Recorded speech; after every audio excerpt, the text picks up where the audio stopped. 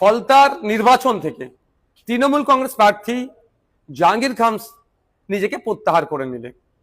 এটা নিয়ে প্রচুর চর্চা হচ্ছে, কিন্তু প্রশ্ন থেকে যাচ্ছে জনমানসে, স্বেচ্ছায় তিনি নিজেকে গুটিয়ে নিলেন, না বিজেপির সাথে সমঝোতার তিনি বার্তা দিলেন, না তার দলের অভ্যন্তরীণ ডিসিশন তিনি মানলেন। এই বিষয়ে সময় কিন্তু উত্তর দেবে। আমার মনে হয় দুটো জিনিস খুব হতে পারে। একটা হচ্ছে বিজেপিকে সমঝোতার বার্তা, যে বিজেপির নেতৃত্ব, যে বর্তমান মুখ্যমন্ত্রী শুভেন্দু অধিকারী মহাশয় জাহাঙ্গীর খান সাহেব সম্পর্কে যে কথা বলেছেন, তিনি সেই বার্তা দেওয়া যে আমি তোমাদেরই লোক, তোমাদেরকে সুযোগ করে দিলাম।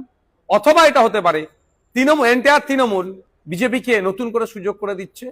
অথবা এটাও হতে পারে যে তৃণমূল কংগ্রেস দেখছে যে এই নির্বাচনে ফলতা থেকে 1, 2, 3 কোনো মতেই আসতে পারবে না, 4 বা 5-এ থাকবে।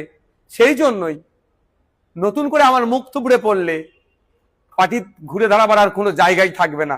ফলে এটাকে সুকৌশলে জাহাঙ্গীর খানের নাম দিয়ে এড়িয়ে যাচ্ছে। তবে সময় কথা বলবে। তবে তৃণমূল কংগ্রেস যে দুর্নীতি অন্যায় করেছে, সেই অন্যায় দুর্নীতির আর মাপ ক্ষমা বাংলার মানুষ করবে না। নতুন করে আর তৃণমূল কংগ্রেসকে বাংলার মানুষ চাইবে।